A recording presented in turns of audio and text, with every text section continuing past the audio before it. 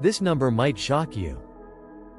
1.46 million Americans, almost the population of San Diego, have left California in just a few years. Not because of earthquakes or wildfires, but because of something much deeper. An economy that makes the middle class feel trapped. The rich are leaving because of high taxes. The poor stay because they can't afford to move. And the middle class, the heart of America, is disappearing. The average home now costs more than $700,000. Gas prices are over $6 per gallon. Every bill reminds people that California is no longer for average families. The streets that were once full of life are now quiet. You can hear the wind passing by empty office buildings with "for rent" signs. And people are starting to ask, is this the future of all of America? Let's look at 5 hidden reasons from taxes to housing to understand why the Golden State is turning into the gone state. In California, a pound of beef costs as much as a pair of sneakers in Texas. A single meal out can equal a week of groceries in Florida. Filling up an SUV feels like paying another income tax. Gas at $6 a gallon means every drive to work burns real money. Housing is even worse. The average home price has passed $700,000, twice the national average. A small apartment in Orange County can cost $800,000. And still, you can hear your neighbors brushing their teeth through the thin walls. Take John's story, a 50-year-old engineer. After 30 years in California, he sold his tiny $1 million house and moved to Phoenix. Now, he has a backyard garden, something only the rich can dream of in California. Many think California is expensive because it's beautiful: the ocean, the sun, the mountains. But the real reason is hidden. Building rules and regulations make construction millions more expensive. Land taxes, environmental fees, and long permits take years to complete. Even daily life has a time tax: 2 hours in traffic just to drive 10 miles. Someone joked, in California, you pay to see the ocean, and then you pay extra because you have no time to visit it. It's funny but true. People in cities like Los Angeles, San Francisco, and San Jose work just to survive, not to live. Even families making $200,000 a year still struggle with rent, gas, and insurance. California's economy is strong on paper. But if the economy is the heart, then living costs are the blood pressure, and right now, it's dangerously high. The rich can survive it. The poor get some help. But the middle class, the ones who keep society steady, are being squeezed the hardest. That's why 1.46 million people left. Not because they hate California, but because they no longer have the strength to love it. If you have to work 50 years to buy a small house, is the California dream still worth it? Or should you do what John did, leave to find something more valuable: peace of mind? The door out has never been more open. In California, even money knows how to move away. The state's income tax rate is 13.3%, the highest in America. If you earn $1 million a year, you lose almost 14 cents from every dollar. But in Texas or Nevada, there's no state income tax at all. So, the rich started leaving. It's not just about money, it's about what happens when they go. The top 1% once paid almost half of California's total income tax. Now, as they leave, the state is losing its biggest source of money. Even big tech companies are moving their headquarters to Texas. They say it's for business growth, but really, it's for lower taxes and cheaper living. People joke, we saved enough in taxes to build another office. Funny, but true. You might think, who cares if the rich leave? But when they go, budgets for schools, healthcare, and roads start shrinking. That's because the top 10% pay almost 80% of the state's income tax. When they disappear, the rest of us carry the load. Small businesses in San Francisco paid 3 times more to survive than in Dallas. In every election, there's another tax, another fee, another levy. So people aren't leaving for better views, they're leaving because of their bank accounts. Someone once said, "California is where you make money fast and lose it even faster." It's a funny line, but painfully true. When the rich consider leaving, and the poor can't afford to leave, the middle class becomes the bridge holding everything up. But that bridge is cracking. If the system depends too much on a few wealthy people, then when they leave, the whole structure shakes. It's like a house balanced on one pillar and that pillar is breaking. So, the richest state in America is losing the very people who kept it rich. The real question isn't why the rich are leaving but why they no longer want to stay. Wealthy cities are now emptying out not because there are no people, but because there's no reason to stay. Once, working in downtown San Francisco meant success. The offices glowed all night. Everyone believed they were part of the future. Now, those same offices are half empty. The vacancy rate has hit 35%, the highest in history. Only about half of workers have returned since before 2019. Market Street still looks beautiful but it sounds empty, like a stage after the show has ended. A former finance manager who worked at a Bay Area startup moved to Sacramento 2 years ago. She bought a big house for half the price of her old apartment. Now she works remotely, grows vegetables, and watches her old company give up more office floors every month. She said, "Downtown feels like a museum for the pre-Zoom era. People still blame the pandemic, but the real problem is cost. When renting an office costs more than the company earns, when living near work costs $3,000 a month, people will leave." As offices close, nearby cafes and restaurants also shut down. Each empty desk means one less coffee sold. San Francisco is still beautiful but no longer alive. It used to be the New York of the West. Now, it feels like an empty Airbnb. The roads that were once packed with workers are now full of moving trucks.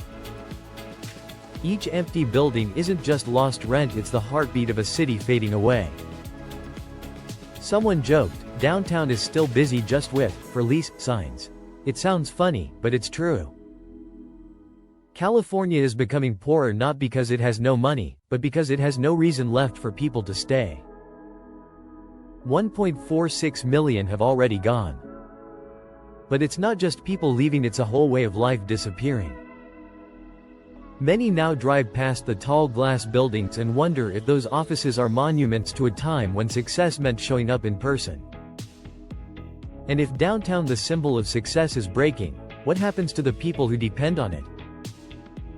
You know a state is in trouble when it loses a seat in Congress because its population dropped. That happened to California after the 2020 census for the first time in modern history. A state that once welcomed the world is now sending people away like giving out one-way tickets. 1.46 million Americans have left California in just a few years. It's not only rich people avoiding taxes, it's the middle class and skilled workers too. Engineers, nurses, teachers, police officers, and even firefighters, people who once formed the backbone of the state, are packing their bags. They're moving to Arizona, Idaho, Texas, and Florida. They're not angry, they're just tired. One man once dreamed of retiring in San Diego, blue sea, golden sky, golf every morning. But then he looked at his bills. Electricity costs had gone up by 30%. Property taxes were higher than his pension. Gas prices were through the roof. So he sold his house and moved to Boise, Idaho. Now he fishes every afternoon and jokes, "Here, I can open my fridge without checking my bank account first." His story isn't rare. In 2023, most people moving out of California went to Texas, followed by Arizona, Nevada, and Oregon. And these people weren't poor, they were simply running away from the high cost of living a decent life. Someone asked, "Why are you leaving? There are so many opportunities here." Yes, opportunities still exist. But they no longer match the price you have to pay. A young engineer earns $120,000 a year. Sounds great, right? But after taxes, house payments, car insurance, and bills, there's barely enough left to eat, sleep, and worry. A study by the Public Policy Institute of California shows that those who leave usually have college degrees and average incomes. They are the group that keeps the economy alive. And when they go, they take with them their skills, taxes, and spending the lifeblood of the cities they leave behind. Someone once joked, California is still crowded just with "for sale" signs. Every moving truck leaving the state carries a piece of the middle class's memories. California was once the destination of the American dream. But now, it's where that dream ends because even dreamers can't afford rent anymore. And here's the paradox. California still has the largest economy in the US, but it's losing people to cheaper, more efficient states. It's not that those states are better, it's that they make ordinary life possible again.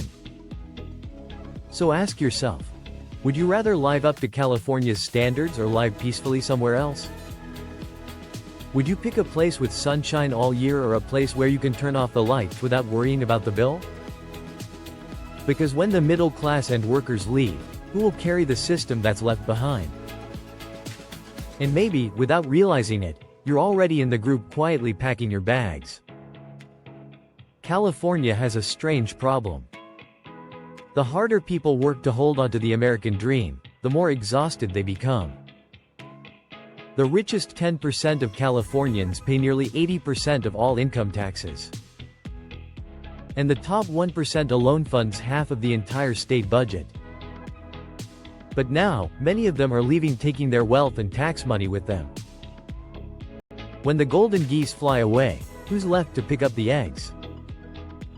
The answer: the middle class and retirees, the ones who stayed behind because they still believe things will get better. Take a family in Sacramento. They worked for 40 years, paid every tax, bought a small home, and planted roses in their garden. Then one day, their accountant said, "Next year, your property tax will increase by 12%. The husband smiled sadly. "The son is probably taxing our rose garden now," he joked.